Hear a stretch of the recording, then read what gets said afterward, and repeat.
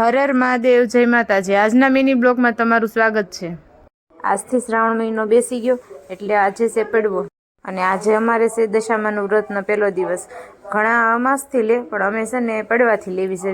હું ને મમ્મી બેએ દશામાનું વ્રત લીધો છે। આજે સવારમાં જો વહેલા ઉઠીને નાહી ધોઈને માતાજીની સ્થાપના કરી, પૂજાપાઠ કર્યા અને હવે જો આરતી ઉતારી નાખી। આજે તો રાહુલ પણ વહેલા જાગ્યા હતા તો ઈ તે અમારી યારે જો આરતી ઉતારવા બેસી ગયા।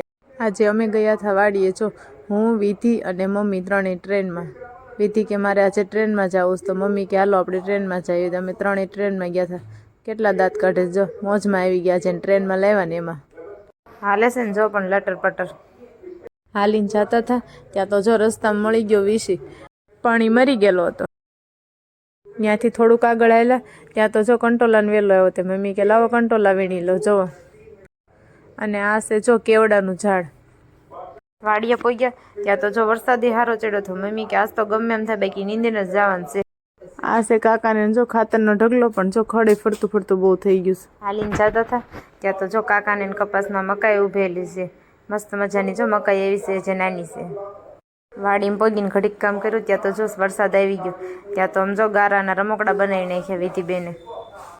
અમારે જો અવડો કપાસ થયો છે અને પાળા ચડાવી દીધા છે। તમારે બધાને કેવડો કપાસ છે પાછા કોમેન્ટ કરજો। આ જો ક્યાંક હાથીમાં આવી ગયો છે, ઊભો છોડવો હુકાઈ ગયો આખો, મમ્મી એમ કહે છે। આજે મારે ને મમ્મીને મગની અંદર ખડ લેવાનો હતો અને પપ્પાને છે ને મરચીની અંદર દવા છાંટવાની હતી। ઘડીક કામ કર્યું ત્યાં તો જો વરસાદ આવી ગયો। પછી તો આપણે સલાખો ઓઢીને બેસી ગયા। આજ તો આપણે નક્કી કર્યું તો ગમે એટલો વરસાદ આવે બાકી પલળવાનું થતું જ નથી। વરસાદ હતો તે કંઈ નિંદાય એમ હતું નહીં। પછી ઘરે વહી આવ્યા વહેલા આજે તે બટેટાનું ચૂરણ બનાવેલું હતું બાફેલું તે પછી એને જો તળી નાખ્યું અને તળીને અંદર જો બૂરું નાખી દીધું અને લાલ કોરું મરચું નાખતું જવાનું। સ્વાદ પ્રમાણે જોતું જવાનું, ચાખતું જવાનું, નાખતું જવાનું। અત્યારે અમારા દશામાનું વ્રત છે એટલે આ તીખો ચેવડો એવી રીતના મેં પહેલાં થોડુંક નાખ્યું હતું પણ તો એ જેમ થાય કે ગળ્યું નથી એટલે આપણે પાછું જો બીજી વાર નાખી દેવાનું। થોડુંક ચાખતું જવાનું એટલે ખબર પડે આપણને। પછી સરસ મજાનું જો લાલ મરચું નાખી દીધું અને પછી મિક્સ કરી નાખવાનું પાછું।